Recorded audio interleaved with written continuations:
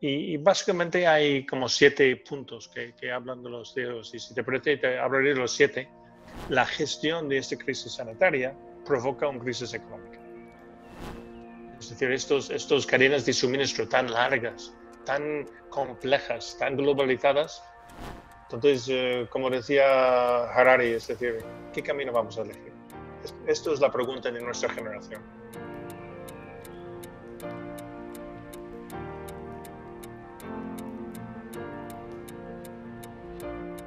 Desde Barcelona Business Club tengo un enorme placer de reconectar con Mike Rosenberg. Nos hemos conocido hace años gracias a la reunión con Stratford, que estuvo en nuestro club años atrás. Mike Rosenberg es profesor agregado al Departamento de Dirección Estratégica de IES y especialista en geopolítica. Has escrito algunos libros que fueron muy interesantes y también eres propietario y divulgador a través de tu blog Doing Business on the Earth. Y eso, teniendo esto, lo que tenemos ya estas semanas de susto al principio, evaluando de alguna manera, al principio, encontrarnos en la situación donde estamos, ubicarnos en donde estamos en este mapa, en el mundo. ¿Cómo ves la evolución? ¿Cómo hemos asumido como sociedad este problema, hablando en términos económicos? Hola, Daniel, y gracias por darme la oportunidad de hablar con vuestros socios. Yo creo que aquí en España estamos en una situación dramática, desde luego en términos de lo que es el virus en sí y de lo que es el sobresaturación de la sistema sanitaria, sobre todo en Madrid y en Barcelona. Sin embargo, aunque es dramático y aunque tenemos unas 16.000 bajas, que es impresionante, y tenemos mucha gente infectada, lo cierto es que la sociedad civil española funciona. Los supermercados están llenos, la gente en la primera línea en los hospitales están cumpliendo más allá que lo que alguien podría esperarles, y la gente está tomando esto, yo creo que bastante bien, dentro de lo que cabe. Por cierto, en España o en otros países del occidente, donde la estructura del mundo, la estructura de la sociedad está intacta, lo que vemos es el suerte que tenemos, porque si vemos otras partes del mundo en pleno desarrollo, esta crisis tiene otro impacto. Incluso dentro de España, yo creo que hay gente que están sufriendo mucho más que otros. Si el supermercado está lleno, si hay espacio en casa, si hay internet, pues estamos bastante afortunados, y en mi casa estamos muy ocupados. Cada uno con sus ordenadores, cada uno con su trabajo o sus estudios, y a juntarnos a la hora de cenar y un poco hablar del día y quizás ver alguna película. Por lo cual es un poco difícil, no sé, tener en cuenta la situación tan dramática que hay en el hospital a 5 kilómetros de aquí y la burbuja de paz donde vivimos en casa. ¿Cómo las medidas que han tomado las empresas? Porque, bueno, algunos pueden tomar algunas medidas, obviamente, algunas no pueden hacer nada. Quizás si el mundo vuelve a normalidad y no sabemos cuál será la normalidad, entonces no sabemos totalmente cuál será el mundo de futuro, pero las previsiones desde arriba, desde las empresas, digamos, que marcan la dinámica y marcan un poco el camino de desarrollo. ¿Cómo ves la gestión y estrategia para empresas el día de mañana? En el IES, como puedes imaginar, estamos bastante preocupados de la evolución de la crisis y hemos estado con un esfuerzo de estar cerca de la gente que han cursado por nuestras aulas, incluso para todos. Y desde el 5 de marzo, ¿no?, cuando he hecho la primera desde Nueva York, hemos hecho unos 15 webinars sobre distintos tópicos, sobre finanzas, operaciones económicas, factor humano, etcétera, todos intentando dar a la gente pues algunas pistas a dónde ir y qué hacer. Si no te importa, te lo pongo un pelín anuncio, están todos disponibles en el is.edu y se puede ver. Pero el viernes pasado tuve la oportunidad de compartir un poco los hallazgos de todos esos webinars con un grupo de 13 CEOs de aquí de España, con nuestro decano Franz Haukamp. Y básicamente hay como 7 puntos que hablan de los CEOs. Y si te parece, te hablaré de los 7, porque creo que cada uno es importante, ¿no? El primero es que los directivos en general están poniendo la seguridad de su gente como primer punto que tiene que preocuparse. Tanto la gente en el frontline que la gente que están en más puestos de apoyo, la gente que está en las fábricas.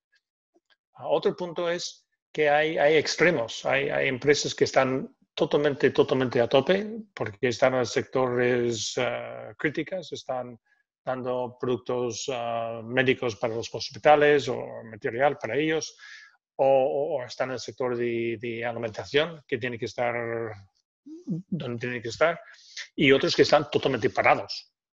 Y algunos empresarios tienen los dos, tienen una división a tope y otro parado.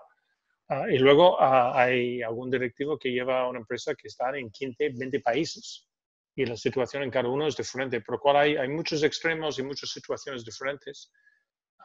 Lo que ellos ven es la necesidad de comunicación constante con la gente, comunicación cercana, comunicación donde la gente se sientan como ellos están con ellos. Por ejemplo, en algunas empresas la fábrica está en funcionamiento y las oficinas la gente está en casa. ¿Dónde tiene que ser el CEO? Pues más que uno ha pensado, pues su sitio está en la línea al lado de los trabajadores que están trabajando, llevando máscaras, llevando guantes, para demostrar a la gente que es seguro para ir a trabajar y que ellos están corriendo los mismos riesgos que ellos. Otra cosa que ha aparecido que era más sorprendente es el descubrimiento de talentos que a veces los CEOs no conocían que la tenían. Gente que son capaces de montar cosas desde casa, gente que son capaces de buscar soluciones a lo que no estaba visto nunca, gente que han emergido, que han salido como parte de la gestión de crisis. Muchas de esas empresas tienen un comité de gestión de crisis y gente que jamás hubiera pensado que son tan buenos, que son muy buenos. Lo importante de la gestión de cambio y con él, el de controlar las finanzas. Tuve un webinar con Javier Santomá, un profesor de finanzas, que dice que no, lo que hay que hacer, y está muy claro en su mundo, en su orientación, es calcular cuánto dinero necesitamos para arrancar de nuevo cuando la crisis se pasa. Luego, estimar si esos son 2 meses, 3 meses, 4 meses, y hacer un cálculo del flujo de caja para llegar ahí. Y si esto requiere mandar gente a casa o dejarles pagar, pues hay que hacerlo. Hay que gestionar proveedores, clientes, los bancos, etcétera, para poder llegar con dinero suficiente para volver al trabajo. Y los últimos 2 puntos, uno es la gran mayoría de las empresas, o casi todos, se han encontrado digitalizándose más allá que lo que han pensado era posible. Que en el propio IS, si alguien hubiera dicho que somos capaces de dar todas las clases online en 2 semanas, hubiéramos dicho que es imposible. La resistencia de los alumnos, los profesores, la tecnología y tal. Y lo hemos hecho, y bien. Yo creo que lo más importante, y esto vuelve a tu pregunta, Daniel, y lo último, es uno de los CEOs hablaba de que en su cabeza hay 3 factores temporales diferentes. Uno es lo que llamamos el now, el ahora. ¿Qué hago ahora? ¿Qué tengo que hacer ahora para acapar la crisis, ¿no? El otro es el mañana. Es decir, ¿qué habremos que hacer el día que se pasa el tormenta? En el caso de este directivo, por ejemplo, sus fábricas en China ya están funcionando otra vez, mientras que está parando los de España. Por lo cual, ¿cómo hay que gestionar este ahora y mañana? Y luego lo último y lo más interesante quizás es el día después de mañana. Es decir, ¿qué cosas nos va a dejar esta crisis cuando volvemos a la normalidad? O si la normalidad sería una nueva normalidad y con qué cambios en el comportamiento de la gente, de los consumidores, de las empresas e incluso los gobiernos. Interesante. ¿Cómo ves bueno, esto es asusta un poco porque siempre lo que se decía, que la crisis siempre viene del lado que menos esperado. Y esto es otra vez una confirmación que no esperábamos una crisis de este tamaño, de este tipo y de estas características, ¿no? Tanto como empresas, como políticos, como Unión Europea, ¿cuál es tu opinión en tema? ¿Podemos esperar lo que nos gustaría? Porque en principio muchas voces dicen, bueno, los políticos han fallado, la Unión Europea está fallando. ¿Cuál es tu, no solo opinión, pero cuál es tu percepción de bueno, de Estado europeo, digamos, porque al final Pues déjame ir nos hemos encontrado mucho en solitario, ¿no? Pero cada país. Sí. En primer lugar, esta crisis se esperaba. Se esperaba en la gente que se dedican a estos temas, se esperaba en esto. De hecho, en el WHO tuvieron un taller hace casi 2 años donde hablaban del virus X. Y hablaban de qué vamos a hacer si el virus X tiene estas características. Y lo cierto es que el SARS-CoV-2, o lo que quieras llamarlo, el COVID-19, es el virus X. Lo que pasa es que la gente no quieren pensar en el peor escenario, aunque lo sabemos que existe. De hecho, el presidente Trump, ya sabes tú que no soy un gran fan del presidente Trump, pero había una unidad en Washington que era el qué hacemos si hay una epidemia. Hay una unidad especial en el Consejo de Seguridad Nacional con no sé cuánta gente hay y lo ha cerrado hace 6 meses. Esta gente, ¿para qué? Es decir, sabemos que estas cosas pasan, pero no tenemos ningún plan. Y yo creo que a tu pregunta de la Unión Europea ha sido nefasta su gestión. Más que nefasto, ha sido en el momento de crisis volvemos a ser países. Italia es Italia, España es España, Alemania es Alemania. Y lo que es este proyecto europeo, ya vemos que en algunas cosas hay actuación común, pero cuando hablamos de cosas serias, enfermos y muertos, y la capacidad del sistema sanitario y el peligro de frontline workers y gente en los hospitales, que los países vuelven a ser países. Esto ya lo hemos visto en la crisis de los refugiados hace 2 años, que en temas importantes son los gobiernos que mandan, y porque Europa aún es un club de gobiernos.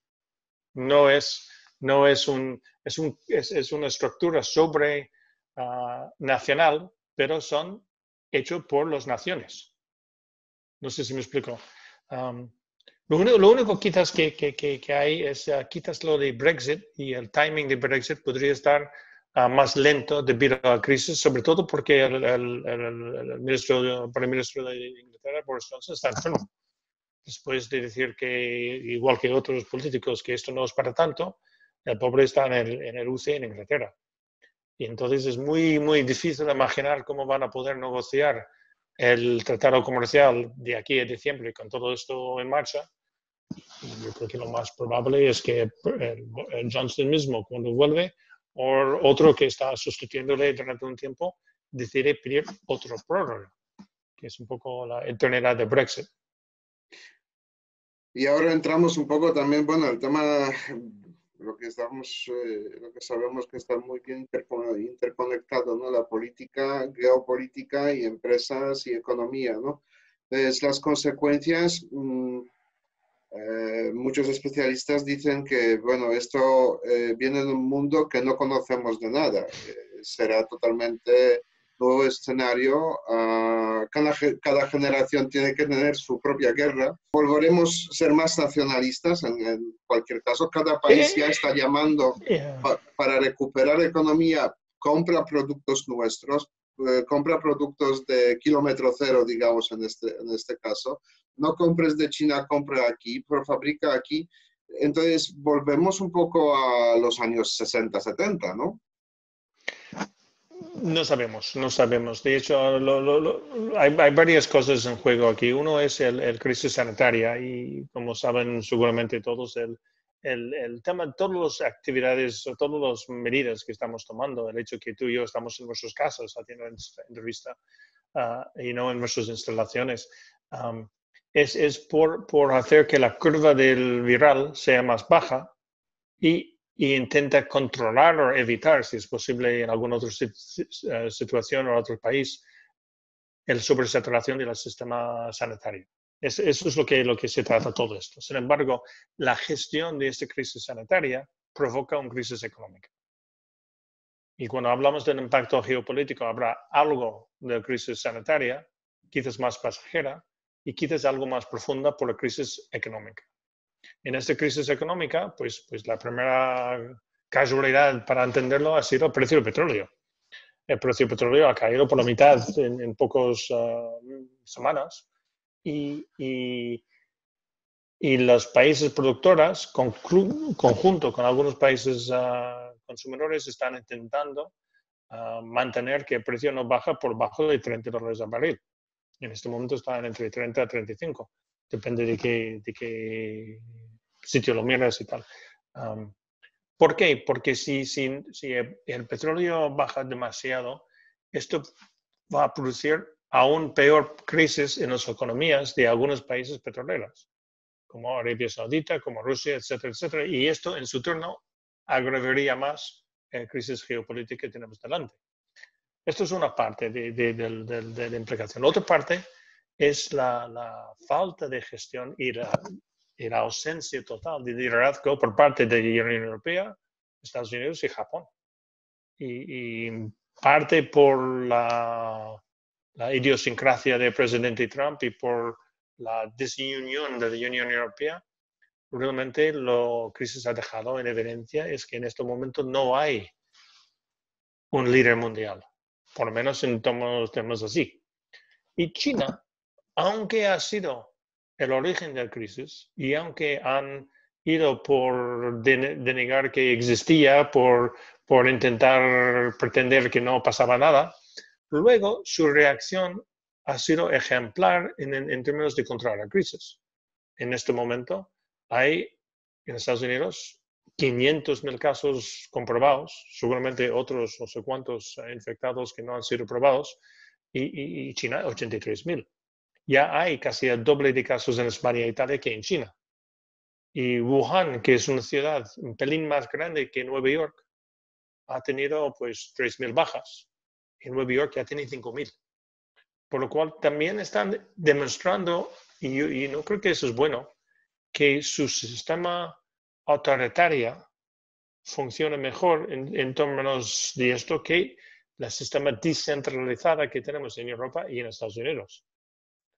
Y esto hay un escritor, Yuval Noah Harari, que seguramente has leído Sapiens o Homo Deus. Yo tuve un artículo en el Financial Times el día 20 de marzo, donde hablaba de que el mundo tiene dos caminos delante. Un camino hacia control, hacia el espionaje estatal, hacia el dejar al lado la libertad que tenemos un poco como seres humanos en nuestras sociedades, o la cooperación internacional, la bondad y el fellowship, ¿no? Y yo creo que esta bifurcación está ahí. Y no sé si está claro dónde va a ir. Yo creo que esto dependerá mucho de los próximos meses, dependerá de las elecciones de Estados Unidos el año que viene y dependerá de cómo Europa analiza un poco lo que pasó. Yo creo que aún hay chance de que esto sale mejor, pero hay preocupaciones, claras preocupaciones de que el mundo sería más nacionalista, más egoísta.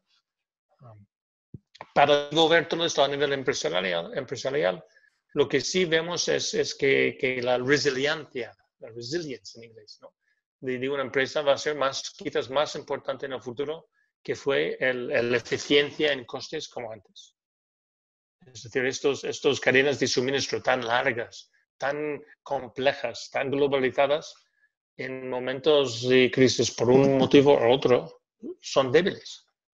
Y tener proveedores más cercanos, o tener dos proveedores en sitios diferentes, o tener algún stock en el almacén, aunque cueste mucho dinero, posiblemente te hace más fuerte en momentos malos. Y esto yo creo que sería más no sé si nacionalista, por lo menos regionalista en términos de seguridad de suministro. Y esto todo a China, volviendo a China tiene dos problemas. Uno es que su propio consumo ha bajado un montón, y el otro es que el consumo de sus clientes mundiales ha bajado un montón. Por lo cual, China tiene un problema económico que tiene que afrontar. Parece ser que el problema político que la gente hablaba en el momento de crisis, porque le han pillado mintiendo a la población, etcétera, etcétera, parece ser que el Partido Comunista lo ha sobrevivido bien. De hecho, el 96% de los bajas en China ha sido en Hubei Province, en la provincia de Wuhan, ¿no? Y han podido controlar el virus en el resto del país, que es bueno. Lo malo es que el acuerdo tácito entre la población china y su gobierno, que es minoritario, es pequeñita, es, oye, ustedes pueden tener control político gracias a la expansión económica que estamos experimentando. Okay. Si este doble golpe provoca un frenazo o una recesión en China, esto sería más peligroso para el Partido Comunista que el virus. Sí, estoy de acuerdo. El Banco Central Europeo y todos los bancos intentan solventar este problema con, digamos, con las armas que han sido utilizadas muchas veces en esta situación, ¿no? Es decir, imprimimos dinero. Vemos que ya no es el sistema que el dinero tiene respaldo en algún valor como era antes, ¿no? En oro. Es más dinero totalmente virtual. Puede ser que también es digamos, un fin del sistema bancario que hemos creado siglo XX.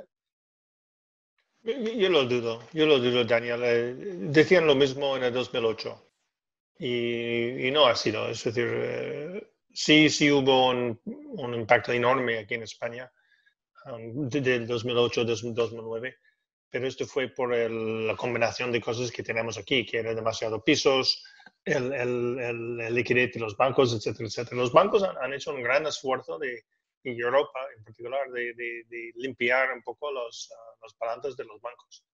En este momento, de hecho, me consta de que el regulador de los bancos europeos están mirando cómo pueden suavizar un poco su control en este tiempo para que los bancos puedan volver a prestar dinero a los empresarios y la gente que lo necesitan para acaparar la tormenta, ¿no? Entonces, yo creo que esto está en marcha. Por otra parte, el interés global es tan clara de que no podemos fallar. Yo creo que hay muchísimo esfuerzo para hacerlo bien.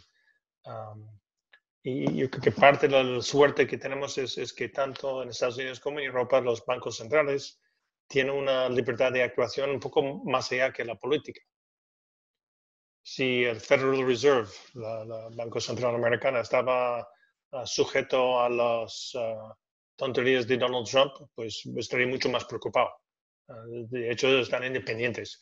Lo que sí les preocupa, o se puede preocupar, y esto hablaba Nuno Fernández, un profesor de finanzas portugués en el IES, cuando lo he entrevistado yo, como tú me estás entrevistando, que los intereses son tan bajas que los instrumentos que tienen los bancos centrales de reactivar la economía cuando pasa el tormento son más limitados.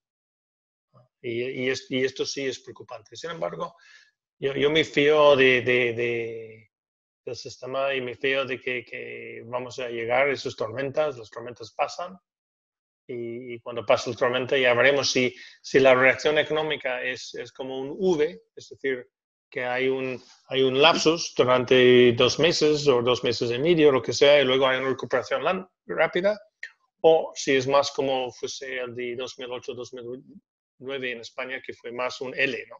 Que baja y sigue bajando y luego poco a poco va creciendo. Yo me consta, porque tengo un amigo en el Banco Central, en el Consejo de Economistas de algún Banco Central Europeo, van a hacer todo lo posible para que sea un V. Si tengan éxito o no, ya veremos. También la economía también es una cosa de confianza. Es decir, si la gente piensa que esto va a estar solucionado, yo creo que un buen ejemplo en esto es en el de cuando de repente pues, los aviones no estaban seguros, ¿no? Y hay el World Trade Center, etcétera, etcétera, y la gente estaba muy preocupada. ¿Sí? ¿Qué han hecho? Han puesto más seguridad en los aeropuertos, seguridad muy visible, gente uniformados por todos lados, soldados en los aeropuertos.